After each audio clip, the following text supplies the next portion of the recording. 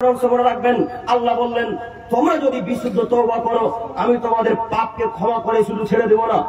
একটু আমার দিকে তাকান, আমি আপনার দৃষ্টি আকর্ষণ করছি। আল্লাহ বললেন, আমি শুধু তোমাদের পাপকে ক্ষমা করেই তোমাদেরকে ছেড়ে দেব না, আমি তোমাদের পাপ ক্ষমা করার পরে ইউদখিলাকুম জান্নাতিন তাজরি মিন তাহতিহাল আনহার, আমি তোমাদেরকে এমন জান্নাত দিব, আমি তোমাদেরকে এমন জান্নাত দান করব যেই জান্নাতের তলদেশে নদী প্রবাহিত চলতে থাকবে। আল্লাহু আকবার।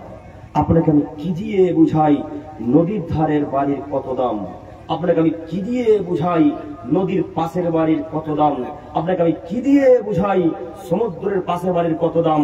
একটু আপনাকে মূল্যায়ন আপনি তখনই মূল্যায়ন করতে পারবেন যখন আপনি দুবাই যাবেন, মূল্যায়ন আপনি তখন করতে পারবেন যখন আপনি মুম্বাই যাবেন, মূল্যায়ন আপনি তখনই করতে পারবেন যখন আপনি ওই কেরালার সমুদ্রের পাশে যে বড় বড় রেস্টুরেন্ট বড় বড় হোটেলগুলো আছে তখন আপনি মূল্যায়ন করতে পারবেন যে হ্যাঁ আসলেই 1 ঘন্টার চার্জ হচ্ছে 20,000 টাকা, 1 ঘন্টার চার্জ হচ্ছে 30,000 টাকা, তখনই মূল্যায়ন করতে পারবেন। এত দাম কেন? ওই যে তার পাশ দিয়ে সমুদ্র বয়ে চলে গেছে, ওই যে তার পাশ দিয়ে নদী চলে গেছে, মনোরম একটা দৃশ্য, অন্তর ঠান্ডা হয়ে যায় যে দৃশ্য দেখলে, তার জন্য হোটেলের এত দাম।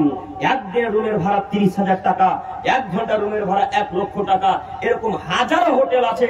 আপনাকে আমি কি দিয়ে বুঝাই, এই গ্রামের হোটেল এই সমুদ্র ধারের হোটেলে যদি মূল্য এত হয়, তাহলে আল্লাহ যে জান্নাত নিজ হাতে তৈরি করেছেন, আল্লাহ যে নদী নিজে তৈরি করেছেন, এই জান্নাতের মূল্য কত হতে পারে? কত হতে পারে?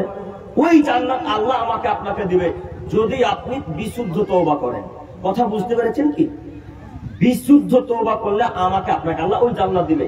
আজকে থেকে বিশুদ্ধ তওবা করতে পারবো ইনশাআল্লাহ? পারবো ইনশাআল্লাহ? বিশুদ্ধ তওবা করবেন একনিষ্ঠভাবে, তাহলে আল্লাহ তাআলা আমাদেরকে ক্ষমা করবেন এবং আমাদেরকে জান্নাতুল ফেরদাউস দান করবেন ইনশাআল্লাহ। এটা আমরা আশাবাদী। এরপরে